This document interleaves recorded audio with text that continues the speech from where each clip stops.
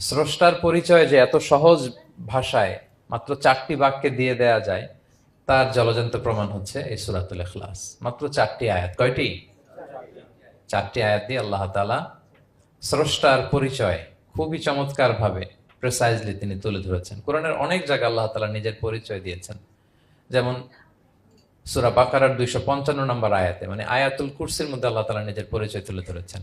একটি আয়াত, 9টি বাক্য বিশিষ্ট একটি আয়াত, সেখানে আল্লাহ তাআলার পরিচয় খুব চমৎকার ভাবে পাওয়া যায়। আয়াতুল কুরসি, এটা আপনাদের মুখস্থ আছে না? আয়াতুল কুরসি ফরজ সালাতের পরে এটা পড়বেন। আল্লাহর হাবিব সাল্লাল্লাহু আলাইহি ওয়াসাল্লাম ফরজ সালাতের পরে এটা পড়তেন। তিনি বলতেন, মান কারাআ আয়াতুল কুরসি দুবুরা কুল্লি সালাতিন মাকতুবাতিন লাম ইয়ামনাহু মিন দুখুলিল জান্নাতি ইল্লাল মাউত। ফরজ সালাতের পরে যে আয়াতুল কুরসি তেলাওয়াত করবে, তার জান্নাতে যাওয়ার ক্ষেত্রে আর কোনো বাধা থাকে না, মৃত্যু ছাড়া। মৃত্যুটাই বাধা, মরলেই জান্নাতি। আয়াতুল কুরসির ভেতরে আল্লাহ তাআলা ওনার পরিচয় তুলে ধরেছেন খুবই সংক্ষিপ্ত ভাবে, এক আয়াতে আল্লাহর পরিচয়। তারপর সূরা হাশরের শেষ 3 আয়াতে আল্লাহ তাআলা নিজের খুব চমৎকার পরিচয় তুলে ধরেছেন। তারপরে এই সূরা ইখলাসের মধ্যে আল্লাহ তাআলা আরো সংক্ষিপ্ত পরিসরে, ভেরি প্রিসাইজলি, মাত্র ছোট্ট ছোট্ট 4টা আয়াতে নিজের পরিচয় তুলে ধরেছেন। তো কিভাবে আল্লাহ তাআলা নিজের পরিচয় আমাদের সামনে পেশ করলেন, আমরা সেটাই আজকে শুনবার চেষ্টা করবো ইনশাআল্লাহ। সূরাতুল ইখলাস, আপনারা কি জানেন এটা কোরআনের কততম পারায় অবস্থিত? 30তম পারায়। এবং এই সূরাটি মাক্কি সূরা। কি সূরা? কোরআনের সর্বশেষ পারায় অবস্থিত 30তম পারায়। আয়াত সংখ্যা তো আমরা শুরুতেই বললাম, কয়টি? 4টি। এই সূরাটি কোরআনের যে সূরার ধারাক্রম, সে ধারাক্রম অনুসারে 112 নম্বর সূরা। কত নম্বর? 112 নম্বর সূরা। এই সূরাটা মক্কাতুল মুকাররমাতে নাজিল হওয়ার কিছু প্রেক্ষাপট আছে। প্রেক্ষাপটগুলো হচ্ছে, আরবরা বংশকে খুব গুরুত্ব দেয়, বংশ প্রিজার্ভ করা, লিনিয়েজকে প্রিজার্ভ করা। এবং তারা মানুষকে দেখে, শুধু মানুষ তো না, মানুষের পায়ের ছাপ দেখে বলে দিতে পারতো তার বাবাকে, পর দাদাকে, 14 পুরুষের নাম বলে দিতে পারতো। শুধু মানুষই না, তারা উটের পায়ের ছাপ দেখে, উটের পায়ের, মরুভূমির বালুতে উটের পায়ের ছাপ দেখে ওই উট কোন বংশের, ওই বংশের ওর নাম কি, ওর বাবার নাম কি, ওর দাদার নাম কি, 14 পুরুষ এরকম ছিল। এবং তারা, দুজন মানুষকে যদি ঢেকে রাখা হয় সারা শরীর, শুধু পায়ের একেবারে শেষের দিকের ছোট আঙ্গুল দেখে, এটাকে ইলমুল কিয়াফা বলে, ওই ছোট আঙ্গুলের শেপ দেখে ওরা বলে দিতে পারতো সে কোন বংশের, তার বাবার নাম কি, দাদার নাম কি, 14 পুরুষ। তারা এই লিনিয়েজকে প্রিজার্ভ করতো আর কি এইভাবে। এবং এই বংশ পরিক্রমা মুখস্থ করা, জানা, জিজ্ঞেস করা, এটাকে গুরুত্ব দিত। তো তারা আল্লাহকেও আমাদের মতো এরকম একজন সত্তা ভেবে আল্লাহ হাবিব সাল্লাল্লাহু আলাইহি ওয়াসাল্লামকে জিজ্ঞেস করতেছে যে, ইদান খালাকাল্লাহু কুল্লা শাই ফামান খালাকাল্লাহ। মুহাম্মদ, তুমি তো বলো যে আল্লাহ নাকি সব সৃষ্টি করেছে, তো আল্লাহকে কে সৃষ্টি করেছে? অথবা বলো যে আল্লাহর বাবাকে, আল্লাহর দাদাকে, আল্লাহর পরদাদাকে, আল্লাহর বংশটা বলো। তো তখন তাদের এই প্রশ্নের জবাবে আল্লাহ তাআলা সূরাতুল ইখলাস নাজিল করেন যে, কুল হু আল্লাহু আহাদ। হে নবী, আপনি বলুন আল্লাহ হচ্ছেন এক, অদ্বিতীয়, ইউনিক, অ্যাবসলিউট। আল্লাহুস সামাদ, তিনি হচ্ছেন সামাদ, তিনি কারো প্রতি নির্ভরশীল নন, অমুখাপেক্ষী। লাম ইয়ালিদ ওয়া লাম ইউলাদ, তিনি কাউকে জন্ম দেনও নাই, আবার তিনি কারো কাছ থেকে জন্ম নেনও নাই। ওয়ালাম ইয়াকুল লাহু কুফুয়ান আহাদ, তার সমকক্ষ, তার মতো, তার সিমিলার মহাবিশ্বে দ্বিতীয় কেউ নাই। সুবহানাল্লাহ। এটা হচ্ছে শানে নুজুল, কোন প্রেক্ষাপটে নাজিল হয়েছে, এটা হচ্ছে একটা বর্ণনা। আরেক বর্ণনা এসছে, মক্কার মুশরিকরা জিজ্ঞেস করতে আরম্ভ করলো, ইয়া মুহাম্মদ, আমরা জানি মানুষ মাটির তৈরি, ফেরেশতারা নূরের তৈরি, মানে আলোর তৈরি, এরপর জিনেরা আগুনের তৈরি, আল্লাহ কিসের তৈরি? আল্লাহ তাআলার বাইয়িন লানা জিনসা রাব্বিক, তোমার আল্লাহর জিন্স বর্ণনা করো, সে কোত্থেকে আসছে, কি দিয়ে, কোন জিন্স থেকে, মানে কোন জিনিস থেকে তৈরি? তখন আল্লাহ তাআলা এই সূরাটা নাজিল করলেন, কুল হু আল্লাহু আহাদ আল্লাহুস সামাদ লাম ইয়ালিদ ওয়া লাম ইউলাদ ওয়া লাম ইয়াকুল লাহু কুফুয়ান আহাদ।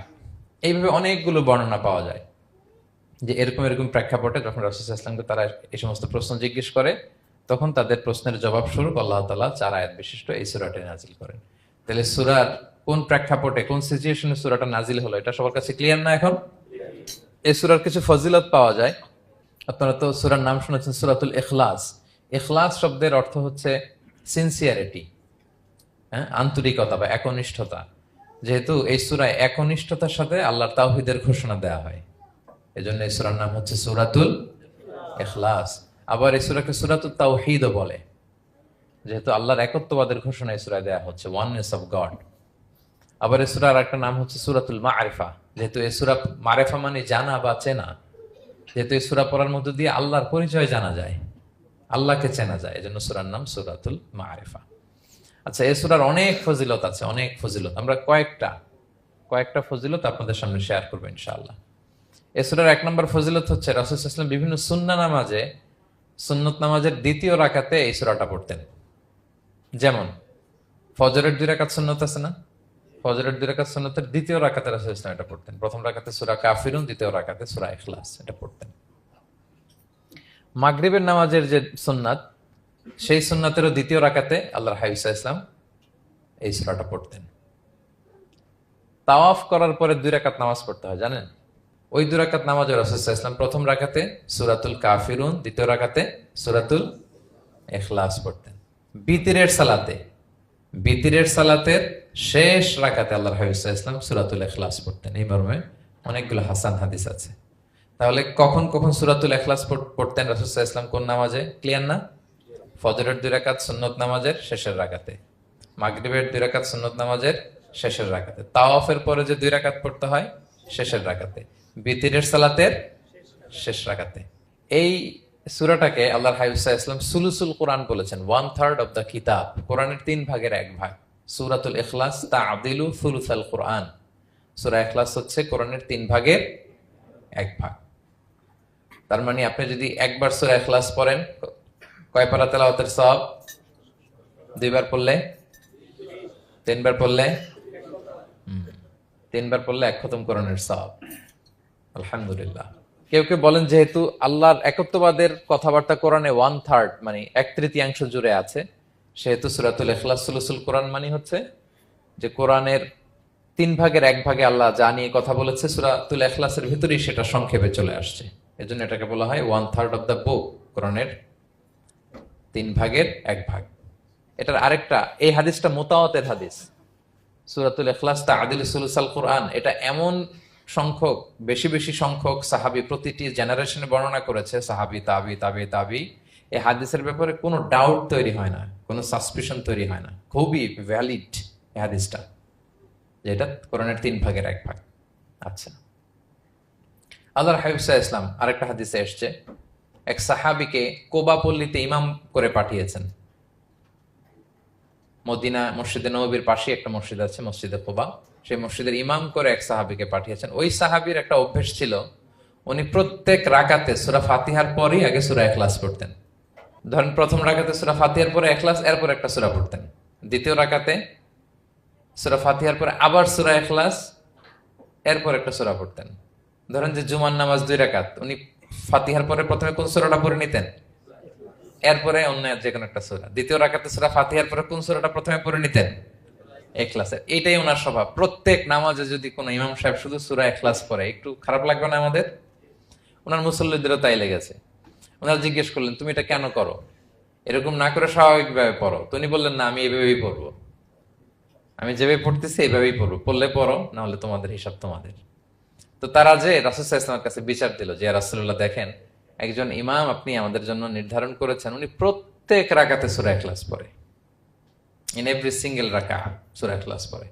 তো রাসূল সাল্লাল্লাহু আলাইহি ওয়াসাল্লাম তাকে ডাকলেন, ডেকে বললেন, ঘটনা কি? তুমি নাকি এরকম করো, প্রত্যেক রাকাতে ফাতিহার পরে আগে ইখলাস দিয়ে শুরু করো, কেন কেন করো? সে বলতেছে, ইয়া রাসূলুল্লাহ, হ্যাঁ, আমি আসলে এমনটা করি কারণ আমি এই সূরাটাকে বড্ড ভালোবাসি। কারণ ফিহি সিফাতুর রহমান, এই সূরার ভেতরে আল্লাহর পরিচয় মেলে, আল্লাহর পরিচয় পাওয়া যায়, যেন সূরাটাকে আমি বড্ড ভালোবাসি। রাসূল সাল্লাল্লাহু আলাইহি ওয়াসাল্লাম বললেন, ঠিক আছে, তোমার অভ্যাসের পরিবর্তন করার দরকার নাই। হুব্বুকা ইয়াহা ইউদখিলুকাল জান্নাহ, এই সূরার প্রতি তোমার এই ভালোবাসাই তোমাকে জান্নাতে প্রবেশ করাবে। আরেক বর্ণনায় এসেছে, তুমি যেমনি আল্লাহর পরিচয় থাকার কারণে সূরাটাকে ভালোবাসো, আল্লাহ জানিয়েছেন যেন তোমাকে জানাই আল্লাহও তোমাকে ভালোবাসে। ফিহি সিফাতুর রহমান, এই সূরার ভেতরে রহমানের পরিচয় পাওয়া যায়, আল্লাহ সুবহানাহু ওয়া তাআলার পরিচয় পাওয়া যায়। তো এই জন্য উনি প্রত্যেক রাকাতে সূরা ইখলাস পড়তেন। আরেকটা হাসান পর্যায়ের হাদিসে পাওয়া যায়, 9ম হিজরিতে আল্লাহর হাবিব সাল্লাল্লাহু আলাইহি ওয়াসাল্লাম তাবুক যুদ্ধে অংশগ্রহণ করেছিলেন। আপনারা তাবুক যুদ্ধের নাম শুনেছেন? হ্যাঁ, নিশ্চয়ই শুনেছেন, যারা ইসলামের ইতিহাস, ইসলামের বায়োগ্রাফি নিয়ে পড়াশোনা করেছেন। তাবুক হচ্ছে অনেক দূরে মদিনা থেকে, খুব কষ্টের সফর ছিল। তখন খেজুর পেকে সবার ঘরে খেজুর, পাকা খেজুর উঠাতে হবে, আবার প্রচন্ড গরম, আবার সফরের দূরত্ব অনেক বেশি। এই সফরে মূলত কোনো যুদ্ধ সংগঠিত হয়, তাবুক যুদ্ধে কোনো যুদ্ধ হয় নাই। কয়েক সপ্তাহ লাগছে যেতে, কয়েক সপ্তাহ ফিরতে, এতটুকুই। জাস্ট কে পাক্কা ইমানদার আর কারা মুনাফেক, হিপোক্রিট, এটাকে ক্লিয়ার করার জন্য আল্লাহ তাআলা এই যুদ্ধের আহ্বান জানিয়েছেন যে যাও, অ্যাটাক করো, তাবুকে যাও। বিশাল বাহিনী, প্রায় বিশাল একটা বাহিনী যে তাবুকে চলে গেল। রাসূল সাল্লাল্লাহু আলাইহি ওয়াসাল্লাম যখন তাবুক যুদ্ধে ছিলেন, এই অভিযানে ছিলেন, তখন মদিনায় এক সাহাবী ইন্তেকাল করেন, নাম হচ্ছে মুআবিয়া ইবনে মুআবিয়া আল মুজহানি। তো উনি ইন্তেকাল যখন করলেন, রাসূল সাল্লাল্লাহু আলাইহি ওয়াসাল্লাম তো এত দূর থেকে এটা জানতেন না। জিবরাইল আলাইহিস সালাম এসে বললেন, ইয়া রাসূলুল্লাহ, মদিনাতে আপনার সাহাবী মুআবিয়া ইন্তেকাল করেছে। মুআবিয়া ইবনে আবি সুফিয়ান একজন সাহাবী আছে, উনি নয়, মুআবিয়া ইবনে মুআবিয়া আল মুজহানি। তখন বললেন, ইয়া রাসূলুল্লাহ, আপনি এই ৩০,০০০ সাহাবী নিয়ে এখানেই মরুভূমির মধ্যেই তার গায়েবানা জানাজা পড়েন, আমরাও আছি আপনার সাথে, আমরাও শরীক হব। রাসূল সাল্লাল্লাহু আলাইহি ওয়াসাল্লাম এত দূরে তাবুক থেকেই মুআবিয়া ইবনে মুআবিয়া আল মুজহানি রাদিয়াল্লাহু তাআলা আনহুর গায়েবানা জানাজায় শরীক হলেন। এই গায়েবানা জানাজায় সাহাবাদের সাথে ফেরেশতারাও শরীক হয়েছিলেন, দুই কাতারে, পেছনে দুই কাতার, প্রতি কাতারে ৭০,০০০ ফেরেশতা। জানাজা শেষে, দোয়া শেষে আল্লাহর হাবিব সাল্লাল্লাহু আলাইহি ওয়াসাল্লাম বললেন যে, জিবরিল, ঘটনা কি? মুআবিয়ার এত স্ট্যাটাস, এত মর্যাদা, কি কারণে তুমি দুই কাতারে ৭০,০০০ হলে ১,৪০,০০০ বিশাল ফেরেশতাদের বহন নিয়ে তুমি জানাজায় জয়েন করলে, কারণ কি? কি তার মর্তবা? জিবরাইল আলাইহিস সালাম বললেন, ইয়া রাসূলুল্লাহ, আপনার সাহাবী মুআবিয়ার বৈশিষ্ট্য ছিল তিনি কাইমান আও কাঈদান, দাঁড়িয়ে অথবা বসে, মাশিয়ান আও রাকিবান, আরোহণ অবস্থায় অথবা চলন্ত অবস্থায়, উঠতে বসতে চলতে ফিরতে সবসময় সে পড়তে থাকতো কুল হুয়াল্লাহু আহাদ আল্লাহুস সামাদ লাম ইয়ালিদ ওয়া লাম ইউলাদ ওয়া লাম ইয়াকুল লাহু কুফুয়ান আহাদ। এই সূরাটা ছিল তার ডেইলি ওজিফা, সবসময় উঠতে বসতে চলতে ফিরতে কোন সূরা পড়তো? সূরা ইখলাস পড়তো। এজন্য আল্লাহ তাআলার আদেশে আমরা ১,৪০,০০০ ফেরেশতা নিয়ে তার জানাজায় শরীক হয়েছি। সুবহানাল্লাহি বিহামদি। তাহলে বুঝতে পারতেছেন এই সূরার মর্তবা কতটা পছন্দনীয় সূরা আল্লাহর কাছে। যদিও ছোট আয়াত, কয়টা? কিন্তু আল্লাহর কাছে এটার ফজিলত অনেক বেশি। প্রিয় ভাইরা, শুধু এখানেই শেষ নয়, আল্লাহর হাবিব সাল্লাল্লাহু আলাইহি ওয়াসাল্লাম সকালে, সন্ধ্যায়, ফজরের পরে, মাগরিবের পরে এবং বিছানায় ঘুমোতে যাওয়ার আগে তিনি সূরাতুল ইখলাস, সূরা ফালাক, সূরা নাস পড়ে হাতের মধ্যে ফু দিতেন, দুই হাত একসাথে মিলিয়ে এরকম ফু দিয়ে মাথা থেকে বডিতে যতটুকু সম্ভব তিনি মাসে করতেন। ৩টা সূরাই শুরু হয়েছে কুল দিয়ে, এজন্য ৩ সূরাকে একসাথে বলে কুল আস-সালাসা, মানে ৩ কুল। এই ৩ কুল তিনি ফজরের পর, মাগরিবের পর আর বিছানায় ঘুমোতে যাওয়ার আগে পরে হাতে ফু দিয়ে সারা গায়ে মেসেজ করতেন। আপনারা করেন? হ্যাঁ, এই অভ্যাসটা, ওজিফাটা আছে তো আপনাদের? না, করবেন এটা। এটা special protection, you will get a special protection from Allah সুবহানাহু ওয়া তাআলা। অনেকে দেখবেন ব্ল্যাক ম্যাজিক করে, ব্ল্যাক ম্যাজিক কিন্তু সত্য, ম্যাজিক করে, সেহের করে আপনাকে দুর্বল করে ফেলবে। স্বয়ং আল্লাহর হাবিব সাল্লাল্লাহু আলাইহি ওয়াসাল্লামকে সেহের করা হয়েছিল। উনি কয়েক মাস স্ত্রীদের সাথে ফিজিক্যাল ইন্টিমেসিতে যেতে পারতেন না, এত দুর্বল হয়ে গেছিলেন। লাবিদ ইবনুল আসাম নামে এক ইহুদি মিত্র, সে জাদু করেছিল রাসূল সাল্লাল্লাহু আলাইহি ওয়াসাল্লামকে। ওনার মাথার চুল, চিরুনির ভেতর 11টা গিট দিয়ে সেই ব্ল্যাক ম্যাজিক করেছে। নবী সাল্লাল্লাহু আলাইহি ওয়াসাল্লাম কয়েক মাস অসুস্থ ছিলেন। পরে সূরা ফালাক নাস যখন নাজিল হয়, তখন আল্লাহ তাআলা বিষ্ণু সাল্লাল্লাহু আলাইহি ওয়াসাল্লামকে সুস্থ করে দিলেন। সাহাবীদেরকে নিয়ে এক কুয়ার নিচ থেকে, চিরুনির থেকে এই গিটগুলো খুলে খুলে রাসূল সাল্লাল্লাহু আলাইহি ওয়াসাল্লাম 11টা আয়াত তেলাওয়াত করলেন। রাসূল সাল্লাল্লাহু আলাইহি ওয়াসাল্লামকে সুস্থ করে দিল কে? আল্লাহ সুবহানাহু ওয়া তাআলা শিফা নসিব করলেন। তার মানে ব্ল্যাক ম্যাজিক সত্য, সিহির করে মানুষ। আপনার সফলতা, আপনার সাকসেস, এটা সবার ভাল লাগবে না, মনে রাখবেন। সবাই এটা পছন্দ করে না। আল আইনু হক, নজর কিন্তু সত্য, নজর সত্য, নজরের প্রভাব আছে, চোখের প্রভাব আছে। এজন্য কারো ভালো কিছু দেখলে মাশা আল্লাহ বলবেন, আল্লাহর দিকে ফিরিয়ে দিবেন ওটার কল্যাণ। কি বলবেন? একটা সুন্দর ফুটফুটে বাচ্চা দেখলে মাশা আল্লাহ, কারো সফলতা দেখলে, কারো ফার্মে গেলেন, বাগানে যেয়ে দেখলেন ফল মূল ভর্তি, কি বলবেন? মাশা আল্লাহ, বিসমিল্লাহ মাশা আল্লাহ বললে এটাতে আর ক্ষতি হয় না। অনেকে বলে যে বাবা মা মাশাআল্লাহ বলা লাগে না, বাবা মা আর নাকি মামা, এই তিনজন নাকি মাশাআল্লাহ না বললে কিছু, এটা ভুল কথা। বাবা মারা বলতে হয়। বাবাও তার ছেলের কোনো সাকসেস ভালো কিছু দেখলে কি বলবে? মাশাআল্লাহ, তাবারাকাল্লাহ, অথবা বিসমিল্লাহ মাশাআল্লাহ, এটা আপনারা বলবেন। নজরের প্রভাব আছে। আপনি সিম্পলি দেখেন, এই যে আমি আপনাদের দিকে তাকিয়ে তাকিয়ে কথা বলছি, আমি যদি অনেকক্ষণ স্টেয়ারিং করি কারো দিকে ভেবে তাকিয়ে থাকি, সে ভালো ফিল করবে? কেন, আমি কি তার মারছি, ধরছি, স্পর্শ করছি? কিছুই তো করলাম, শুধু আমি তার দিকে তাকিয়ে আছি, তার মানে এতেই সে অস্বস্তি ফিল করতেছে। ধরেন যে আপনি কোন একটা প্রোগ্রামে বসে আছেন, আপনার পাশে যে বসে, আপনি তার দিকে এরকম 10 মিনিট তাকায় আছেন, কোনো কথা ছাড়া শুধু তাকিয়েই রইলেন, তার কি ভাল লাগবে বলেন? সে কি কমফোর্টেবল ফিল করবে? সে ভয় পাবে, সে ভয় পাবে, অস্বস্তি ফিল। আপনি কিছুই করেন নাই, না তাকে টাচ করেছেন, না ধরেছেন, ছুঁয়েছেন, কিছু, শুধু তাকিয়ে আছেন। দেখেন নজরের কি প্রভাব। আল্লাহ আইন হাক, নজর সত্যি। এজন্য কারো সাকসেস দেখলে আমরা সবসময় যেন মাশাআল্লাহ বলি। মাশাআল্লাহ ঠোঁটের সাথে মিলিয়ে রাখবেন। ভালো দেখলে কি বলবেন? মাশাআল্লাহ, মাশাআল্লাহ, বিসমিল্লাহ, মাশাআল্লাহ, মাশাআল্লাহ, তাবারাকাল্লাহ, এটা বলবেন। তাহলে আল্লাহর হাবিব সাল্লাল্লাহু আলাইহি ওয়াসাল্লামকেও সেহের করা হয়েছিল। এজন্য এই সেহের থেকে, ব্ল্যাক ম্যাজিক থেকে, আইন মানে জেলাসি, মানুষের নজর দিয়ে যে হিংসা করে, এই জেলাসি থেকে, মিন শাররি হাসিদিন ইযা হাসাদ, হাসাদ থেকে, মিন কুল্লি মাকরুহিন ওয়া শুরুর, এসব ক্যালামিটি, ডিজাস্টার, এগুলো থেকে পানা হিসেবে আপনি এই ওজিফাটা করবেন। 3 কুল, কুল আস-সালাসা, 3 কুল। আমার সাথে সাথে বলেন, কয় কুল? 3 কুল। কি কি? সূরাতুল ইখলাস, সূরা ফালাক, সূরা নাস। এই 3টা পড়ে ফজরের পর, মাগরিবের পর আর ঘুমোতে যাওয়ার আগে হাত দুইটাকে একসাথে করে পরে লম্বা একটা ফু দিয়ে মাথা থেকে মাসাজ করবেন সারা গায়ে। পারা যাবে ইনশাআল্লাহ বিইذنিল্লাহ। এবং আম্মা জান আয়েশা রাদিয়াল্লাহু তাআলা আনহা বলতেন, আমি যখন কখনো অসুস্থ হয়ে যেতাম, অসুস্থ হলে রাসূল সাল্লাল্লাহু আলাইহি ওয়াসাল্লামকে যে যখন কমপ্লেন করি, ইয়া রাসূলুল্লাহ আমি তো অসুস্থ, রাসূল সাল্লাল্লাহু আলাইহি ওয়াসাল্লাম আমাকে এই আমলটা করতে বলতেন। মানে আয়েশা, তুমি সূরাতুল ইখলাস, সূরা ফালাক, সূরা নাস পড়ে সারা গায়ে কি করো? ফু দাও। হ্যাঁ। আলী রাদিয়াল্লাহু তাআলা আনহু বর্ণনা করেন, আল্লাহর হাবিব সাল্লাল্লাহু আলাইহি ওয়াসাল্লাম একবার নামাজ পড়তেছেন, নামাজে তিনি সিজদারত অবস্থায়, ইন দ্য মিন টাইম লাদাগাতহুল আকরাব, একটা বিচ্ছু রাসূল সাল্লাল্লাহু আলাইহি ওয়াসাল্লামের আঙ্গুলে কামড় দিল। বিচ্ছু, বিচ্ছুর কামড় খাইছেন? হ্যাঁ, কেমন লাগে? খুব আরাম লাগে? হ্যাঁ, খুব যন্ত্রণা হয়, অনেক যন্ত্রণা হয়। রাসূল সাল্লাল্লাহু আলাইহি ওয়াসাল্লামকে যখন কামড় দিল নামাজরত অবস্থায়, রাসূল সাল্লাল্লাহু আলাইহি ওয়াসাল্লাম খুব যন্ত্রণা পেলেন, ব্যথা পেলেন, বিচ্ছুটারে লানত করলেন। সাধারণত লানত করতেন না, তিনি বলতেন লানাতুল্লাহি আলাল আকরাব, এই বিচ্ছুর উপর লানাত, লা ইয়াদাউ নাবিয়্যান ওয়ালা গায়রা, এই বিচ্ছু নবীও চিনে না, মানুষও চিনে না, মানে কোথায় কামড় দিতে হবে এটাও বুঝতেছে না। শুধু নবী না, সব নবীদের নবী, ওনারা কামড় দিয়ে ফেলছে। তাই আল্লাহর পক্ষ থেকে পরীক্ষা ছিল, কেয়ার করা। উনি ভর্ৎসনা করলেন, লানত করে বললেন, নবীও চিনস না, মানুষও চিনস না, কামড় দিয়ে খুব কষ্ট পাচ্ছেন তিনি। তো আল্লাহ হাবিব সাল্লাল্লাহু আলাইহি ওয়াসাল্লাম বললেন, যাও গরম পানি আর লবণ নিয়ে আসো, এনে এটার মধ্যে ঢালো। তো ঢালতে আরম্ভ করলো।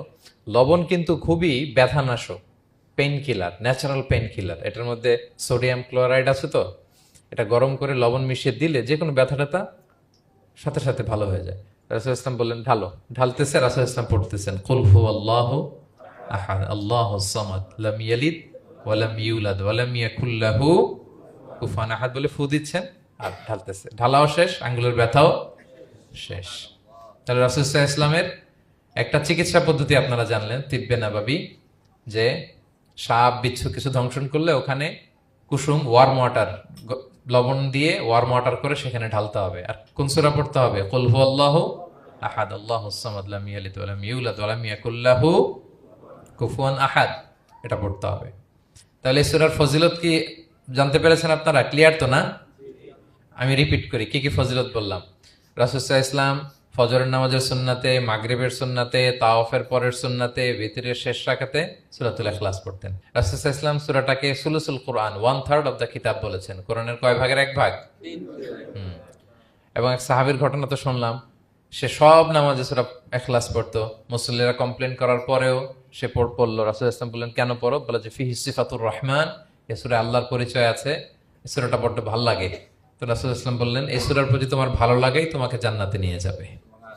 আরেক বর্ণনায় যে তুমি যেমনি আল্লাহর কারণে এই সূরাকে ভালোবাসো, আল্লাহও জানিয়েছেন তিনি তোমায় ভালোবাসেন। এরপর মুআবিয়া ইবনে মুআবিয়া আল মুজানির হাদিস শুনলাম, তিনি উঠতে বসতে চলতে ফিরতে সবসময় কোন সূরা পড়তেন? সূরাতুল ইখলাস। ফলে আকাশ থেকে 1,40,000 ফেরেশতা এসে দুই কাতারে 70,000 করে ওনার গায়েবানা জানাজায় অংশগ্রহণ করেছেন। এবার বলেন, এটাকে আপনারা কি ওয়াজিফা বানাবেন? হ্যাঁ, বানাবেন ডেইলি ওয়াজিফা। মেক ইট ইউর ডেইলি ওয়াজিফা। রিসাইট সূরাতুল ইখলাস every day, specially in the morning and evening. তাহলে সূরার ইন্ট্রোডাক্টরি ডিসকাশন শেষ, নাজিলের প্রেক্ষাপট শেষ, ফজিলত শেষ। এবার আমরা সূরায় ঢুকে যাই। কি বলেন? আউযু বিল্লাহি মিনাশ শাইতানির রাজিম, বিসমিল্লাহির রহমানির রহিম। বিতাড়িত শয়তান থেকে আল্লাহর কাছে পানাহ চাই, পরম করুণাময় অসীম দয়ালু আল্লাহর নামে শুরু করছি। আল্লাহ বলছেন, কুল হুয়াল্লাহু আহাদ। হে নবী, আপনি বলুন। ওই যে বারবার প্রশ্ন করে, বাইয়িন লানা জিনসা রাব্বিক, তোমার আল্লাহ কি দিয়ে তৈরি? আল্লাহ কি স্বর্ণের তৈরি, না রূপার তৈরি, না কাঠের তৈরি? এভাবেই লিটারালি বলতেছে, আহুয়া মিন যাহাব আও ফিদ্দা আও মিন খাশাব। মুহাম্মদ, তোমার আল্লাহ কি স্বর্ণের, না রূপার, না কাঠের? আল্লাহ বলেন, নবী আপনি এটা বলেন। কুল, নবী আপনি বলুন, হুয়াল্লাহু আহাদ। আল্লাহ হচ্ছে এক। তোমরা যেরকম আল্লাহকে ভাবো, আল্লাহ আসলে ওই রকম নয়। আল্লাহর সত্তাটা আমাদের মতো নয়, সৃষ্টিগত সত্তার মতো নয়। আমরা এটাতে প্রায় ভুল করে ফেলি। অনেকে এমন এমন প্রশ্ন করি আল্লাহর সাথে, মনে হয় যেন আল্লাহ আমার একেবারে, আমরা নিজেরা নিজেরা যেরকম ওই রকম। কিন্তু স্রষ্টা যে সৃষ্টি জগতের অনেক ঊর্ধ্বে, এটা আমরা বুঝি না। তিনি সময়ের ঊর্ধ্বে, তিনি স্থানের ঊর্ধ্বে, তিনি কালের ঊর্ধ্বে, সবকিছুর ঊর্ধ্বে। যেমন আমাদের 3টা কাল আছে, হ্যাঁ, অতীত, তারপর বর্তমান, যেটাকে ধরা যায় না, প্রতি সেকেন্ডে, ন্যানো সেকেন্ডে এটা অতীত হয়ে যাচ্ছে। আর যেটা সামনে ঘটবে, এটা কি? ফিউচার, ভবিষ্যৎ। তা আল্লাহরও কি এরকম অতীত, বর্তমান, ভবিষ্যৎ আছে? সময়টা আমাদের জন্য। উনি তো সময়ের স্রষ্টা, ওনার সাথে আপনি সময় সেট করতে পারবেন না, উনি সময়ের ঊর্ধ্বে। ফলে উনি এই ইবলিস যে আদেশ ভঙ্গ করা, আদম আলাইসাল্লাম এবং হাওয়া আলাইসাল্লাম পৃথিবীতে আসা, নূহ, দাউদ, হুদ, সালেহ থেকে শুরু করে এই একের পর এক নবী, শেষ নবী, বর্তমান সময়, ভবিষ্যৎ, দাজ্জাল, কিয়ামত, সব তিনি অ্যাট এ গ্ল্যান্সে দেখেন, একবারে ওনার চোখের সামনে। আমাদের মতো অতীত, বর্তমান, ভবিষ্যৎ ওনার নাই। আমরা যেমনি ভাব প্রকাশের জন্য ভাষা লাগে, এই যে আমি বাংলায় কথা বলতেছি, আপনারা বুঝতেছেন। হ্যাঁ, মালাইরা যারা মালাইতে কথা বলে, ইংলিশরা ইংরেজিতে কথা, চাইনিজে কথা বলে, ভাষা। উনি ভাষার স্রষ্টা, ফলে ওনার ভাষাও লাগে না। কিন্তু উনি বোঝানোর জন্য একটা ভাষা ইউজ করে আমাদের জন্য সহজ করে দিয়েছেন। একটা ভাষায় না বললে তো আমরা বুঝবো না, ফলে উনি আরবি ভাষায় কোরআনটাকে নাজিল করেছেন যাতে আমরা বুঝি। কিন্তু উনি ভাষার মুখাপেক্ষী না, ওনাকে সময়, কাল, ভাষা কোনো কিছু দিয়ে বাধা যায় না। উনি সবকিছুর ঊর্ধ্বে, সবকিছুর ঊর্ধ্বে। এবং আল্লাহ কোথায় আছেন? আমরা বলি যে আরশের উপরে আছেন। সেখানে ওই এরিয়াটা হচ্ছে লা জামান লা মাকান, ওখানে সময়, তারপর কাল, এগুলো ওখানে যায় না। আল্লাহর সাথে এই প্রশ্নগুলো একেবারেই অবান্তর। ফলে আমরা যে প্রশ্নগুলো হুট করে না বোঝার কারণে করে ফেলি, যেহেতু আমাদের খুব সীমিত জ্ঞান, ফলে আমরা সৃষ্টির সাথে স্রষ্টাকে গুলিয়ে ফেলি। কিন্তু উনি কিন্তু আমাদের মতো নন। এজন্য আল্লাহ বলেন যে আমাকে জিজ্ঞেস করে যে আমি লোহার তৈরি, না স্বর্ণের তৈরি, না রূপার তৈরি, নাকি পাথরের তৈরি বা কাঠের তৈরি, তুমি বলো, কুল হুয়াল্লাহু আহাদ। হে নবী আপনি বলুন, আমি হচ্ছি এক, একক, অদ্বিতীয়। আরবিতে এক, এক বলতে আরবিতে ওয়াহেদ শব্দ ব্যবহার করে, আহাদ ব্যবহার করা হয় না। ব্যক্তির গুণ হিসেবে কখনো আহাদ ব্যবহার করা হয় না। এটা কেবলমাত্র, শুধুমাত্র, একমাত্র আল্লাহ তাআলার জন্য ব্যবহার করা হয়। তিনি আহাদ, আহাদ। কারণ ওয়াহেদ শব্দের ওয়াহেদাতুন হয়, মানে পুরুষবাচক হয়, স্ত্রীবাচক হয়, কিন্তু আহাদের আর কিছু হয় না। আহাদ, আহাদি। আল্লাহ শব্দটাই এরকম, আল্লাহ শব্দটাই এরকম। যেমন ঈশ্বরের ঈশ্বরী হয়, ভগবানের ভগবতী হয়, গডের গডেস হয়। আল্লাহর এরকম স্ত্রীবাচক কিছু আছে? কিছু নাই। আল্লাহ বলেন, ইন্নানি আনাল্লাহু লা ইলাহা ইল্লা আনা ফা'বুদনি ওয়া আকিমিস সালাতা লিযিকরি। নিশ্চয় আমি আল্লাহ। মুসা আলাইহিস সালামকে প্রথম যে প্রত্যাদেশ, রেভেলেশন দিয়েছিলেন মুকাদ্দাসে তুয়ার পাশে, তুর পাহাড়ের পাদদেশে, ওখানে প্রথম মুসা আলাইহিস সালাম আল্লাহর সাউন্ড তখন তিনি শুনেছিলেন। এবং আল্লাহর সাউন্ডটাও আমাদের সাউন্ডের মতো নয়। যেমন আমি এদিক থেকে কথা বললে আপনি এই পাশ থেকে শুনবেন, এদিক থেকে কথা বললে, এদিক থেকে আমাকে ডাক দিলে এদিকে, তার মানে আমি দিকের সাথে সম্পৃক্ত। আল্লাহর এটা এরকম না। মুসা আলাইহিস সালাম তিনি যখন আল্লাহর কথা শুনলেন, তিনি বললেন যে একটা সাউন্ড শুনলাম, এটা 4 দিক থেকে শোনা যায়, 4 দিক থেকে শোনা যায়। এবং তিনি ওনার প্রেগনেন্ট স্ত্রীকে নিয়ে মাদিয়ান ক্রস করে ইজিপ্টের বর্ডারে ঢুকবেন। ইন দ্য মিন টাইম আল্লাহ তাআলা ওই সময়টাকে চুজ করেছেন যে তাকে এখন নবী বানাবো, তাকে রেভেলেশন দিব। তো তো তিনি দেখলেন যে ইন্নী আনাস্তু নারান, আমি ওই যে লাআল্লি আতিকুম মিনহা বিকাবাসিন আও আজিদু আলান নারি হুদা, স্ত্রীকে দাসীকে বললেন যে একটু বসো, প্রচন্ড ঠান্ডা, ওই যে আগুন দেখা যায়, মনে হয় কেউ আগুন পোহাচ্ছে, আমি একটু আগুন নিয়ে আসি মশাল দিয়ে, তোমাদের আরাম লাগবে, একটু ওয়ার্ম আপ হবে। তো আগুনের কাছে যেয়ে দেখে সামনে যত যায় আগুন আগুন তত পেছায়, এবং আগুনটা সাধারণ আগুন না, একটা গাছ থেকে আগুন বেরোচ্ছে, কিন্তু ওই গাছের পাতা জ্বলে না, ডাল জ্বলে না, কিছুই হয় না। আসলে এটা আগুন না, এটা আল্লাহর নূর। আল্লাহর নূর সেখানে ফোকাস দেওয়া হয়েছে। এবং আল্লাহর নূরও আমাদের নূরের মতো না। নূর মানে লাইট, নূর মানে কি? লাইট। সো এই যে আমরা যে লাইট দেখি, এই লাইটের মতো না। হ্যাঁ, কারণ আল্লাহর এই নূরের কাবার দেয়া হচ্ছে আবার নূরের পর্দা দিয়ে। পর্দা দেয়া হয় সাধারণত আলোকে আটকানোর জন্য, কিন্তু আল্লাহর যে পর্দা, হেজাবের কথা বলা হয়েছে, ওইটা, ওই পর্দাটাও আলো, আলোর পর্দা। আমাদের সাথে মিলালে হবে? আমরা আমরা ঘরে পর্দা টাঙাই কি কি থামাতে বলেন তো? আলো থামাতে। আর আল্লাহর যে হেজাব পর্দাগুলো, পর্দাগুলো কিসের?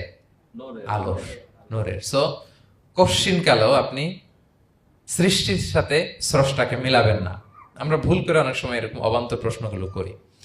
তো আল্লাহ তখন মুসা আলাইহিস সালামকে প্রত্যাদেশ করলেন যে ইন্নানি আনাল্লাহ লা ইলাহা ইল্লা আনা ফা'বুদনি, আমি আল্লাহ। আমি কি? আল্লাহ। এই আল্লাহ নামটা আল্লাহ নিজেই রেখেছেন। আমাদের নাম রাখে আমাদের বাবা দাদা, তো আল্লাহর তো বাবা দাদা কেউ নাই। আল্লাহর নাম কে রেখেছে? আল্লাহ নিজেই রেখেছেন। ফা'বুদনি, আমার ইবাদত করো, ওয়া আকিমিস সালাতা লিযিকরি। তাহলে এখানে প্রথম আয়াতেই শিরকের উপর কুঠারাঘাত করা হয়েছে, শিরকি আকীদাকে লন্ডভন্ড করে দেয়া হয়েছে, এবং বোঝানো হয়েছে আল্লাহ হচ্ছেন এক, অদ্বিতীয়, একক। কারণ আমরা যত ইবাদত করি, এর মধ্যে যদি শিরকের স্পর্শ থাকে, আমাদের ইবাদত ভ্যানিশ হয়ে যাবে, এটার কোনো দাম নাই। লা ইন আশরাকতা লা ইয়াহবাতান্না আমালুক ওয়া লা তাকুনান্না মিনাল খাসিরিন। আল্লাহ বলেন যদি শিরক করো তাহলে তোমার সব আমল বাতিল হয়ে যাবে, তোমার রোজা, নামাজ, হজ, যাকাত, জিকির কিছু থাকবে না। এজন্য শিরক যাতে কখনো আমাদের না হয়, শিরকের সাথে যেন আমাদের সম্পর্ক না থাকে। ইন্নাল্লাহা লা ইয়াগফিরু আন ইউশরাকা বিহি ওয়া ইয়াগফিরু মা দুনা যালিকা লিমান ইয়াশা। আল্লাহ সব মাফ করেন, কিন্তু শিরকের গুনাহ মাফ করেন না। কি মাফ করে না? হ্যাঁ, এজন্য শিরকের সাথে আমাদের কোনো সম্পর্ক নাই। দেখেন, আমরা যখন নামাজে দাঁড়াই, আমরা তাকবীরে তাহরিমা বাঁধার পরে কি পড়ি? ওয়াজ্জাহতু ওয়াজহিয়া লিল্লাযী ফাতারাস সামাওয়াতি ওয়াল আরদা হানিফা ওয়া মা আনা মিনাল মুশরিকিন। দেখেন, নামাজে দাঁড়ালে আগে ক্লিয়ার করে নিতে হয় যে আল্লাহ ওয়া মা আনা মিনাল। এই যে লক্ষ লক্ষ হাজী সাহেবরা যায় ইজহার রেদা পরে, ওখানে কি পড়ে? লাব্বাইক আল্লাহুম্মা লাব্বাইক লাব্বাইক লা শারীকা লাক লাব্বাইক। আগে হিসাব ক্লিয়ার যে আল্লাহ শিরকের সাথে ছিটেফোঁটা সম্পর্ক আমাদের নাই। হ্যাঁ, আমরা একনিষ্ঠভাবে তোমার ইবাদত করি। তাহলে সূরাতুল ইখলাস বেসিক্যালি তাওহীদের একনিষ্ঠ ঘোষণার নাম, যেটার প্রথম আয়াত আল্লাহ তাআলা নবীকে বললেন যে হে নবী, আপনি আমার পরিচয় দিয়ে দেন, আপনি বলুন কুল হুয়াল্লাহু আহাদ, আমি এক, একক, অদ্বিতীয়। কুল হুয়াল্লাহ, নবী আপনি বলুন তিনি হচ্ছেন আল্লাহ এবং তিনি হচ্ছেন আহাদ। আল্লাহ নামটার অনেক ভাবে কোরআনে পরিচয় দিয়েছেন। আল্লাহ আলিফ লাম লাম, আলিফ ছাড়া, লিল্লাহ দিয়ে, লাম ছাড়া, লাহু দিয়ে, আপনি যেভাবেই বলবেন সেভাবে আল্লাহর পরিচয় পাওয়া যায়। লিল্লাহি মা ফিস সামাওয়াতি ওয়া মা ফিল আরদ, কোরআনের অনেক আয়াতে এসেছে। লাম বাদ দিয়ে দিলে লাহুল মুলকু ওয়া লাহুল হামদু হুয়া আলা কুল্লি শাইইন কাদির। লাম বাদ দিয়ে দিলে হা দিয়ে আল্লাহর পরিচয় দিয়েছেন, হুয়া দিয়ে পরিচয় দিয়েছেন, হুয়াল্লাহুল্লাযী লা ইলাহা ইল্লাহু। তাহলে যেভাবে আপনি পরিচয় খুঁজতে যাবেন সেখানে আল্লাহর পরিচয় পাওয়া যাবে। আল্লাহ তাআলা বলছেন হুয়াল আউয়ালু ওয়াল আখিরু ওয়াল যাহিরু ওয়াল বাতিন ওয়া হুয়া বিকুল্লি শাইইন আলিম। তিনি প্রথম, তিনি শেষ, তিনি প্রকাশ্য, তিনি গোপন। তিনি প্রথম মানে কি? তিনি সূচনাহীন অতীত থেকে আছেন। দেখেন, আমাদের সাথে মিলে না। আমাদের অতীতের একটা সূচনা থাকে, কি বলেন, আমার জন্মের একটা স্টার্টিং পয়েন্ট আছে না, যে এখান থেকে আমার অস্তিত্ব শুরু, এত সালে আমি, এত সালে আপনি। তার মানে আমাদের একটা স্টার্টিং আছে তো, নাকি? আল্লাহ স্টার্টিং কবে থেকে বলেন? কবে থেকে যে এই সময় থেকে উনি আল্লাহ বলেন? Nobody knows, কারণ হুয়াল আউয়াল, এই আউয়াল মানে এমন শুরু, সূচনাহীন শুরু, এমন শুরু যেটার কোনো কি নাই, সূচনা নাই। আবার সীমাহীন ভবিষ্যৎ পর্যন্ত তিনি থাকবেন। কতদিন তার রাজত্ব, ক্ষমতা, সভরেন্টি, পাওয়ার থাকবে? কতদিন বলেন? সীমাহীন, এটার কোনো শেষ নাই। হুয়াল আউয়াল ওয়াল আখির ওয়াল যাহির ওয়াল বাতিন। এবং সব কিছু ধ্বংস হবে তিনি ছাড়া। কুল্লু মান আলাইহা ফান ওয়া ইয়াবকা ওয়াজহু রাব্বিকা যুল জালালি ওয়াল ইকরাম। সব শেষ হবে, উনি অবিনশ্বর, শাশ্বত, চিরঞ্জীব। তাই বলে উনি আমাদের থেকে দূরে নন, খুব কাছে। আমরা ডাকলেই তিনি ডাকে সাড়া দেন। আমাদের সবকিছু তিনি দেখেন, অবজার্ভ করেন, মনিটর করেন। ওয়া নাহনু আকরাবু ইলাইহি মিন হাবলিল ওয়ারিদ। আমাদের এখানে একটা রগ থাকে, এই রগেরও কাছে, তার মানে খুব কাছে, খুব কাছে। আমরা তাকে না দেখলেও তিনি আমাদের দেখেন। লা তুদরিকুহুল আবসারু ওয়া হুয়া ইউদরিকুল আবসারা ওয়া হুয়াল লাতীফুল খবীর। কোনো চোখ তাকে দেখে না, কোনো দৃষ্টি তাকে আয়ত্ত করতে পারে না, কিন্তু সকল দৃষ্টিকে তিনি আয়ত্তে রাখেন। সুবহানাল্লাহ। এভাবে আল্লাহ তাআলা খুব প্রিসাইজলি 4টা আয়াত দিয়ে নিজের পরিচয় দিয়েছেন। কুল হু আল্লাহু আহাদ। হে নবী, আপনি বলুন তিনি আল্লাহ, তিনি অদ্বিতীয়। বাংলারও অনেক সীমাবদ্ধতার ফলে আমাকে এক, একক এগুলো ইউজ করা লাগতেছে, কিন্তু আল্লাহর আহাদ বোঝাতে যে এক, একক, এটা যথেষ্ট না। এটা আমার লিমিটেশন, আমাদের লিমিটেশন, ভাষার লিমিটেশন। কিছু দিয়ে তো আমার অডিয়েন্সকে বা আমাদের বুঝতে হবে দ্য এসেন্স অফ গড। এজন্য আমরা বলি এক, একক, অদ্বিতীয়। অদ্বিতীয়টা খুব অনেকটাই পারফেক্ট। তাহলে তিনি হচ্ছেন আহাদ, এবং এই আহাদের লেসন দেওয়ার জন্য সব নবীরা এসেছে। সব নবীরা একই কথা বলেছেন, আদম আলাইহিস সালাম থেকে শুরু করে বিষ্ণু ইসা ইসলাম পর্যন্ত একই কথা বলেছেন যে ইয়া কওমি ইবুদুল্লাহা মা লাকুম মিন ইলাহিন গায়রু আফালা তাআকিলুন। হে আমার জনপদের লোকেরা, কি হলো তোমরা এত কিছুর ইবাদত করো, দাসত্ব করো, তোমরা ইবাদত করবে এক সত্তার, তিনি কে? মা লাকুম মিন ইলাহিন গায়রু, তিনি ছাড়া কোনো ইলাহ তোমাদের নেই। তাহলে এই যে ওয়াননেস অফ গড, স্রষ্টা যে একজন, এই কনসেপ্টটাকে ক্লিয়ার করবার জন্যই এত এত নবীরা পৃথিবীতে হাজির হয়েছেন। তাহলে আল্লাহর চমৎকার একটা নাম জানলাম আমরা, আহাদ। কি নাম? মজার ব্যাপার হচ্ছে এই নাম কোরআনে আর কোথাও নাই। আহাদুন শব্দ যেটা আছে এটা অন্য অর্থে, এক, এক অর্থে আর কি। কিন্তু আল্লাহর আহাদ কোরআনে শুধু এই সূরাতেই এসেছে। আল্লাহর আহাদ নামটা শুধু এই সূরাতেই এসেছে। আহাদ, আহাদ। আপনারা বেলাল রাদিয়াল্লাহু তাআলা আনহুর ঘটনা জানেন যে উমাইয়াত ইবনে খালাফ খুব পাষণ্ড মাওলা ছিল ওনার, মনিব। এমন কোন অত্যাচার নাই যে ঈমান আনার কারণে বেলাল রাদিয়াল্লাহু তাআলা আনহুর উপর করা হয় নাই। পিটানো, চাবুক মারা, টানা হেচড়া করা, উত্তপ্ত মরুভূমিতে। যারা হজ উমরা করতে গিয়েছেন তারা তো দেখেছেন মরুভূমির বালু, ওখানে কত গরম, চাল ছেড়ে দিলে মুড়ি হয়ে যাবে, খই হয়ে যাবে। ওই উত্তপ্ত গরম বালুতে বেলাল রাদিয়াল্লাহু তাআলা আনহুকে শুইয়ে পেটের উপরে পাথর রেখে দেওয়া হয়েছিল। তখন তিনি আল্লাহর একত্ববাদের ঘোষণা এই শব্দটা দিয়ে করেছেন। অস্ফুট কণ্ঠে উনি বারবার বলছিলেন আহাদ, আহাদ, আহাদুন, আহাদ। তো আল্লাহ তাআলার এই নামটা, আহাদ নামটা, এই সূরা ছাড়া কোরআনের অন্য কোথাও আসেনি। তাহলে প্রথম আয়াতটা কি? কুল হু আল্লাহু। হে নবী, তারা জিজ্ঞেস করে আমার বংশ কি, বাপদাদা কই, কাঠের না মাটির না লোহার না সোনার, আপনি বলুন কুল হু আল্লাহু, তিনি এক, অদ্বিতীয়। আল্লাহুস সামাদ, তিনি হচ্ছেন সামাদ। আল্লাহর আরেকটা নাম আস-সামাদ। আল্লাহুস সামাদ। সামাদ শব্দের অনেকগুলো অর্থ পাওয়া যায়। সামাদের একটা মিনিং হচ্ছে যার উপরে আর কারো কোনো স্ট্যাটাস বা মর্যাদা নাই। আরবিতে বলে মানতাহা ইলাইহি সুগদাদু ওয়া শারাফ। মর্যাদা, স্ট্যাটাস যত শীর্ষে, পিকে যেতে পারে, ওইটার নাম হচ্ছে সামাদ, এর উপরে নাই। সামাদের আরেকটা অর্থ হচ্ছে যে পরনির্ভরশীল নয়, মানে তার কারোর উপর নির্ভর করা লাগে না, সে স্বয়ং সম্পূর্ণ। আচ্ছা, পৃথিবীতে এমন কারো নাম বলেন তো যে কোনো দিন কোনো কিছুতে কোনো কাজে অন্যের মুখাপেক্ষী হওয়া লাগে নাই, সে একা একা আত্মনির্ভরশীল, স্বয়ং সম্পূর্ণ, এরকম একজনের নাম বলেন। আছে? কেউ নাই। কোনো না কোনো ভাবে আপনি পাওয়ারফুল কারো কথা বলবেন, এত আরো নির্ভরশীল। এরা রাস্তা দেখায় না দিলে চলতেও পারে না, কোন দিকে যাইতে হবে এটা বলার জন্য 10 জন থাকে। এর ওয়াশরুমে নিয়ে যেতে হয় 10 জনের, এর এই সাপোর্ট, ওই সাপোর্ট, এই প্রোটোকল, অনেক কিছু, এর লোক লাগে আরো বেশি। তার মানে সাহায্য ছাড়া চলতে পারে এমন কোন সত্তা পৃথিবীতে নাই। একটা সত্তা যার কারো কোনো সাহায্য লাগে না, যার কারো প্রতি কোনো নির্ভরতা নাই, কারো কাছে ঠেকা নাই, গোটা বিশ্ব তার কাছে ঠেকা, তিনি কে? তার নাম সামাদ। তার নাম কি? আল্লাহুস সামাদ। অমুখাপেক্ষী, অ্যাবসলিউটলি ইন্ডিপেন্ডেন্ট।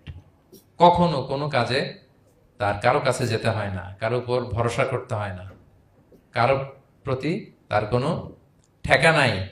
সব গোটা দুনিয়া তার কাছে ঠেকা, তার কাছে ফরিয়াদ করে, তার দিকে ঝুঁকে পড়ে আসতে বাধ্য। ওই সত্তার নাম হচ্ছে সামাদ। সামাদ ক্লিয়ার সবার কাছে? আল্লাহ তাআলা বলছেন ইয়া আইয়ুহান নাসু আনতুমুল ফুকারাউ ইলাল্লাহ ওয়াল্লাহু হুয়াল গনিয়ুল হামিদ। ওহে মানুষেরা, তোমরা হচ্ছে ফকির। ফকির বিমানা মুফতাকির ইলাল্লাহ, মানে মুখাপেক্ষী কার দিকে? ফুকারা ইলাল্লাহ ওয়াল্লাহু হুয়াল গনিয়ুল হামিদ। কিন্তু আল্লাহ কারো প্রতি মুখাপেক্ষী নন। গনি, তিনি প্রাচুর্যশীল, হামিদ, সপ্রশংসিত। সবাই তার কাছে ফরিয়াদ করে, তিনি কারো কাছে ফরিয়াদ, সবাই তার কাছে চায়, তিনি কারো কাছে চাওয়া লাগে না, সবাই তার কাছে মুখাপেক্ষী, তিনি কারো প্রতি মুখাপেক্ষী। তার নাম সমাদ। তার নাম কি? তাহলে সমাদ ক্লিয়ার। হ্যাঁ, লাম ইয়ালিদ ওয়ালাম ইউলাদ। লাম ইয়ালিদ, তিনি কাউকে জন্ম দেননি। ওয়ালাম ইউলাদ, তিনি নিজেও জন্ম নেন নাই। সুবহানাল্লাহ, দেখেন কত সহজে পরিচয়। তিনি কাউরে জন্ম দেনও নাই, জন্ম নেনও নাই। সুবহানাল্লাহ, আমাদের ধর্ম যে কত সুন্দর। এক আল্লাহর দিকে আমাদেরকে রেফার করা হয়েছে। অন্যান্য ধর্মের দিকে দেখেন কি আজীব কথা। খ্রিস্ট ধর্মে বলে আদম আলাইহিস সালাম পাপ করছে, ওই পাপের কারণে আমরা সবাই নাকি পাপী, জন্মাইলেই নাকি পাপী। ইসলাম বলে আমরা জন্মগ্রহণ করি মাসুম অবস্থায়, নিষ্পাপ। কিন্তু খ্রিস্টানরা কি বলে? আমরা পাপ নিয়ে জন্মাই, ফলে খোদার ছেলের দুনিয়াতে আসা লাগছে, এসে সবার পাপ নিজের কাঁধে নিয়ে শুলে চড়ছে, এরপরে খোদার সাথে যে বসে আছে। এটা হচ্ছে খ্রিস্ট ধর্মের কথা। অন্যান্য অনেক ধর্মে দেখেন ল্যাংটা বাবার কাছে যে মাথা নোয়াতে হয়। এরকম অনেক ধর্ম দেখছেন যে লোকটার চুলে জট বাঁধা, দাড়িতে জট বাঁধা, একেবারে উলঙ্গ, তার কাছে যে সবাই এরকম হাত পাতে। দেখছেন? দেখেন না আপনারা? নাকি শুধু আমি একাই দেখলাম? দেখছেন সবাই? আছে, কিন্তু আমি ধর্মের নাম বলতেছি না, কোনো ধর্মকে ছোট করা যাবে না, কিন্তু এরকম আছে। তো দেখেন কি সমস্ত অদ্ভুত নিয়ম কানুন। আগুন নিয়ে ওইখানে দৌড়াইতে হয়, এই করতে হয়, কিন্তু আমাদের এক সত্তার কাছে আমরা চাই। কোনো ভায়া লাগে না, মিডিয়েটর লাগে না, মধ্যস্থতাকারী লাগে না। আল্লাহ বলে ডাকের সাথে সাথে তিনি ডাকে সাড়া দেন। লাম ইয়ালিদ ওয়া লাম ইয়াকুল লাহু, জন্ম দেনও নাই, জন্ম নেনও নাই। মুশরিকরা বলতো আল মালাইকাতু বানাতুল্লাহ, তারা বলতো ফেরেশতারা নাকি আল্লাহর মেয়ে। নাউজুবিল্লাহ। ওয়া ক্বালাতিল ইয়াহুদু উযাইরুন ইবনুল্লাহ, ইহুদিরা বলতো উযাইর আলাইহিস সালাম আল্লাহর ছেলে। ওয়া ক্বালাতিন নাসারা আল মাসীহ ইবনুল্লাহ, আর খ্রিস্টানরা বলে ঈসা মাসীহ, ঈসা আলাইহিস সালাম উনি নাকি আল্লাহর ছেলে। নাউজুবিল্লাহ। আল্লাহ সবগুলো ভ্রান্ত ধারণার কবর রচনা করেছেন এই আয়াত দিয়ে। লাম ইয়ালিদ ওয়া লাম না না, এগুলো ভুল। ক্লিয়ার কাট শুনে রাখো, কান খাড়া করে জেনে রাখো। লাম ইয়ালিদ ওয়া লাম ইউলাদ, তিনি কাউকে জন্ম দেনও নাই, তিনি কারো কাছ থেকে জন্ম নেনও নাই। ইমাম আবু বকর আল বাকিল্লানি একজন বড়, অনেক বড় একজন দার্শনিক ছিলেন এবং তর্কবাগীশ ছিলেন, ইরাকের। নাম শুনেছেন কেউ? আবু বকর আল বাকিল্লানি। তো উনি কারো সাথে তর্ক লাগলে উনি খ্রিস্ট ধর্মের কত লোককে যে শাহাদা পড়াইছেন ওনার এই যৌক্তিক আলোচনা দিয়ে, তর্ক দিয়ে। সুবহানাল্লাহ। এক খ্রিস্টান পাদ্রী ওনারে প্রশ্ন করলো, তোমরা মুসলমানরা খুব রেসিস্ট। উনি বললেন কেন? বলছে তোমরা খ্রিস্টান মেয়ে বিয়ে করতে পারো, ইহুদি মেয়ে বিয়ে করতে পারো, মুসলিম কিন্তু ইহুদি মেয়ে, খ্রিস্টান মেয়ে শর্ত সাপেক্ষে, কিছু শর্ত আছে, ওই আলোচনা যাচ্ছেন, শর্ত সাপেক্ষে বিয়ে করতে পারে আহলি কিতাব হলে। কিন্তু কোন খ্রিস্টানরা মুসলিম মেয়ে আমাদের মেয়েদেরকে বিয়ে করতে পারবে না, কোন ইহুদি আমাদের মেয়েকে বিয়ে করতে পারবে না। তো বলে তোমরা খুব রেসিস্ট, তোমরা আমাদের মেয়ে না, ওকে তোমাদের মেয়ে আমাদেরকে দাও না। তো তিনি বলেন তোমরা তো ইহুদি, তোমাদের নবী হচ্ছে মুসা আলাইহিস সালাম, ওনাকে তো আমরা মানি, ওনার কথা তো কোরআনে আছে, এজন্য তোমাদের মেয়েকে বিয়ে করতে পারি। আর খ্রিস্টানদের নবী হচ্ছে ঈসা আলাইহিস সালাম, ওনাকেও মানি, ওনার মায়ের নামে বিশাল সূরাই আছে, সূরা মারিয়াম, আর ওনার ব্যাপারে হাজার শত শত আয়াত, তো এই জন্য তোমার খ্রিস্টানদের মেয়ে বিয়ে করতে পারি। তোমরা তো আমাদের নবী মুহাম্মদ সাল্লাল্লাহু আলাইহি ওয়াসাল্লামকে মানো না। মুহাম্মদ সাল্লাল্লাহু আলাইহি ওয়াসাল্লাম যে শেষ নবী এটা তোমরা মানো, মানার সাথে সাথে মুসলমান হয়ে যাবে, এরপর আমাদের মেয়েকেও তোমরা বিয়ে করতে পারবে। এভাবে উনি এমন ভাবে উত্তর দিতেন, বুহিতাল্লাযী কাফার, একেবারে লাজবাব হয়ে যেত। তো ওনার নাম যখন ছড়ালো, ইরাকের মুসলিম বাদশাহ ওনাকে কনস্টান্টিনোপলে পাঠাবেন, যেখানে রোমান এম্পায়ার। তো রোমান এম্পায়ার এরাও খুব প্রস্তুতি নিয়ে আছে যে আবু বকর আল বাকিল্লানিকে ডিল করা অনেক কঠিন, সে আসতেছে, তার সাথে কিভাবে কি করা যায়। তো আপনারা জানেন যে খ্রিস্ট সমাজের নিয়ম হচ্ছে রাজার দরবারে ঢুকতে গেলে কুর্নিশ করে ঢোকা লাগে। কি করে? মাথা নত করে, এরকম নিচের দিকে করে রূপুর মতো করে এরপরে ঢোকা লাগে। তো এখন তারা প্ল্যান করতেছে যে আবু বকর বাকিল্লানি তো জীবনে আমার কুর্নিশ করবে না, এটা তো আমার জন্য অপমান হয়ে যাবে, কি করা যায়। তো রাজার এক বড় উজির সে প্ল্যান করলো, একটা কাজ করেন, রাজ দরবারে তাকে যখন ঢোকানো হবে তার জন্য একটা স্পেশাল গেট বানানো হবে, দরজাটা ফুল হবে না, হাফ হবে, অর্ধেক। তো অর্ধেক দরজা দিয়ে যখন সে ঢুকবে, সে তো বাধ্য মাথা নিচু করে ঢুকতে হবে, তাহলে রুকু হয়ে গেল, কুর্নিশ আপনাদের দেওয়া হয়ে গেল। বলে এই তো চমৎকার বুদ্ধি, ঠিক আছে একটা ছোট্ট দরজা বানাও। তো বানাইছে। উনি যখন কনস্টান্টিনোপলে পৌঁছলেন, অনেকে নিয়ে আসলো রাজদরবার, বলতেছে এটা দিয়ে ঢুকতে হবে আমাদের, সবার ঢুকেন। তো সবাই এরকম মাথা নিচু নিচু করে ঢুকছে। উনি দেখেই বুঝছে এটা তো কৌশল করছে আমার সাথে।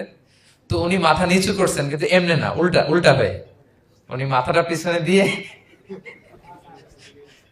বুঝতে পারছেন, উনি অ্যাবাউট টার্ন হয়ে ঢুকতে তো হবে, পিঠটারে রাজার দিকে দিয়ে, নিতম্বটাকে রাজার দিকে দিয়ে, তারপরে উনি রুকু দিছে, উল্টা রুকু।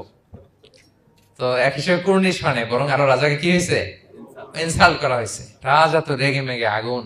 সবাই, রাজা বলছে জানতাম ও এরকম কিছু একটা করবে।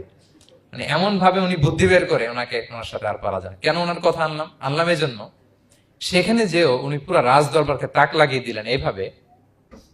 উনি দেখেন যে কনস্টান্টিনোপলের রোমান এম্পায়ারের পাশে পোপ বসা। পোপ চেনেন তো, মানে তৎকালীন খ্রিস্টান সবচেয়ে বড় পাদ্রী। তিনি যে বলতেছে কাইফা হালুক ইয়া কাহানাতুল মা'বাদ ও কাইফাল আহল ও কাইফাল আওলাদ, যে বলতেছে আরে সম্মানিত পোপ, আপনি কেমন আছেন, আপনার বউ কেমন আছে, আপনার সন্তান কেমন আছে। এই কথা শুনে রাজা রেগে মেগে আগুন। এই আবু বকর বললেন, এত বড় সাহস, তুমি জানো না উনি পোপ? পোপদের বিয়ে করা নিষেধ, তারা এত পবিত্র, তাদের স্ত্রী হয় না, তাদের স্ত্রী হয় না, তাদের সন্তান হয় না। একজন পবিত্র সত্তার সন্তান থাকে কি করে, স্ত্রী থাকে কি করে, তারা আমাদের পোপ। তা আবু বকর আল বাকিল্লানি বলে, আপনাদের পোপের যদি স্ত্রী থাকলে ইজ্জত চলে যায়, সন্তান থাকলে সম্মান ক্ষুণ্ণ হয়, তাহলে আপনারা ঈসা আলাইহিস সালামকে আল্লাহর সন্তান কি করে বানান, মেরিকে আল্লাহর স্ত্রী কি করে বানান। সুবহানাল্লাহ বিহামদিহি। আল্লাহর সাথে আপনারা বউ সেট করতে পারেন, আল্লাহর সন্তান সাব্যস্ত করতে পারেন, কিন্তু আপনার পোপকে জিজ্ঞেস করলাম আপনার স্ত্রী কেমন আছে, আপনার বউ কেমন আছে, আপনার রেগে মেগে আগুন। এই কথা শুনে ওই ওদিকে যারা আছে সব শাহাদা পড়ে মুসলমান হয়ে গেছে। এরকম অনেক লোক ওনার বুদ্ধিমত্তা দেখে শাহাদা পড়ে পড়ে মুসলমান হয়ে গিয়েছে। এজন্য আল্লাহ তাআলা এই যে শিরকি আকীদার উপর কুঠারাঘাত করে তিনি বললেন লাম ইয়ালিদ ওয়া লাম ইউলাদ, তিনি জন্ম দেনও নাই, জন্ম নেনও নাই। ওয়া লাম ইয়াকুল্লাহু কুফুয়ান আহাদ। এই কুফু শব্দটা আল্লাহর জন্য যে ব্যবহার হয়েছে কোরআনে আর কোথাও নাই। এক হচ্ছে আহাদ, আর এই কুফু আর কোথাও নাই। আল্লাহ বলেন ওয়ালাম ইয়াকুল্লাহু কুফুয়ান আহাদ, তার সমকক্ষ কেউ নাই। আল্লাহর মতো similar, nothing is similar to him, equivalent to him. আল্লাহর মতো সিমিলার কিচ্ছু নাই। তাহলে আল্লাহ কার মতো? আল্লাহ আল্লাহর মতো। আল্লাহ কার মতো? আল্লাহর মতো। অন্য আয়াতে আল্লাহ তাআলা বলছেন লাইসা কামিসলিহি শাই, তার মতো কেউ নাই, তিনি তার মতো। তাহলে আল্লাহ কার মতো? আল্লাহর মতোই। আল্লাহর মতো। ওয়ালাম ইয়াকুল্লাহু কুফুয়ান আহাদ, তার মতো কেউ নাই, তিনি তার মতো। তাহলে এই চার আয়াতে আল্লাহর পরিচয় পাইছেন আপনারা? তিনি এক, অদ্বিতীয়, তিনি অমুখাপেক্ষী, কারো কাছে হাত পাততে হয় না, সব হাত পেতে থাকে তার দরবারে। তিনি জন্ম দেনও নাই, জন্ম নেনও নাই, তার মতো কেউ নাই। তো তাহলে আল্লাহর মতো কেউ নাই। আল্লাহ কার মতো? আল্লাহর মতো। তাহলে সূরাতুল ইখলাস ক্লিয়ার হয়েছে সবার? আল্লাহ নিজের পরিচয় দিলেন, তিনি এক, অদ্বিতীয়, তার কাছে চাইতে হয়। আমরা ফরিয়াদ করব কার কাছে? বিপদে আপদে, যে কোনো বিপদে ক্রাইসিসে পড়লেই কি করবেন? কার কাছে শেয়ার করবেন? নাকি ফেসবুকে শেয়ার করবেন? আমরা বিপদে পড়লে কোথায় শেয়ার দিয়ে দেই? প্রথমেই আমাদের শেয়ার দেওয়ার জায়গা কই? কিন্তু আসলে শেয়ার করতে হবে কার কাছে? প্রথমে আল্লাহর কাছে বলুন, তিনি আপনাকে বিপদ মুক্ত করতে পারেন।